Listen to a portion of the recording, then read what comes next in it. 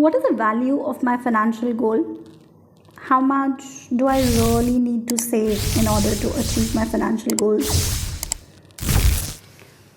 All of this can be easily calculated in any Excel sheet. Simple formulas, nothing too fancy.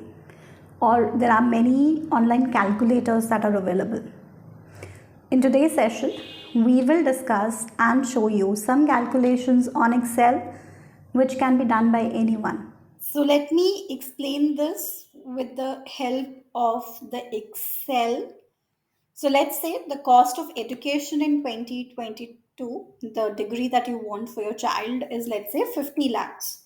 So typically, engineering degree today in a mediocre, in a good college will cost approximately 50 lakh rupees. Your, let's say, the age of the child is 8 years right now.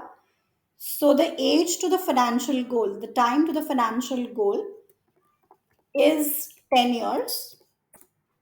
Typically, college fee has to be paid when the child is 18. The inflation rate, a very important factor that needs to be taken care of, is 5% because inflation will decide that what will be the cost of education after 10 years. Your cost of education in 2032 can be calculated with the help of a formula called FV, future value. So let us first understand few terms that are used in any personal finance calculator. The first is the cost of the education or the cost of the financial goal as on today, which is called as present value or PV. Then is the time horizon to the financial goal, the number of periods to the financial goal. So it is 10 years in this case. That is called as NPER.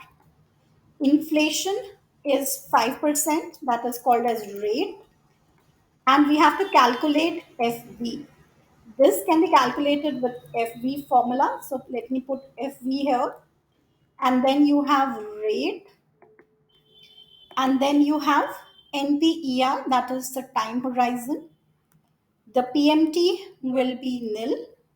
The present value PV here, if you can see in the formula, means what is the present value of the future financial goal. So that is 50 lakhs. But before that, you have to put minus because it's going to be an outflow from the customer's perspective, investor's perspective. And then you have to select the period. So it can be 0, which is end of the period, or 1, which is the beginning of the period. End of the period means that you need money at the end of the 10th year.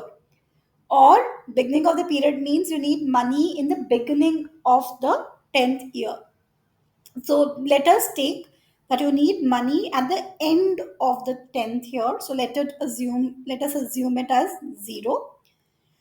So the cost of education in 2032 for your child will be 81 lakh 44,473. Let us say the parent has done some kind of a saving for an 8-year-old child. So let's say the current value of investments is 8 lakh rupees.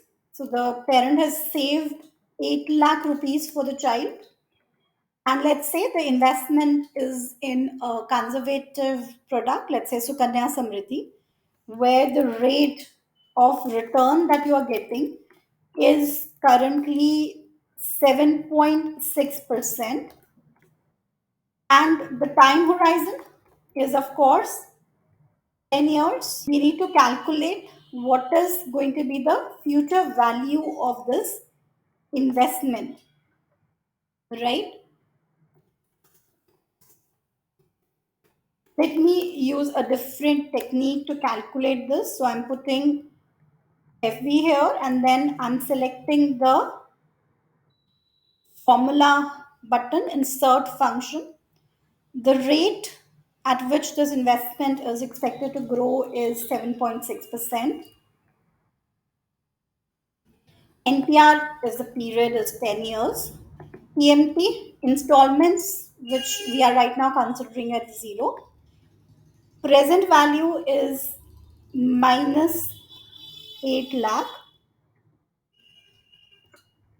Type, we are keeping it as uniform as 0. That means the money is at the end of the period. And the amount we'll get, we already have the value of our current investment will be 16 lakh 64,000. So what is the shortfall for which the parent needs to plan? Will be your cost of education minus the future value will give you 64 lakh 80,000 to 45. So this is the shortfall. How much do you need to save every year to reach this shortfall? Let's put it as, let's calculate that also in this example only.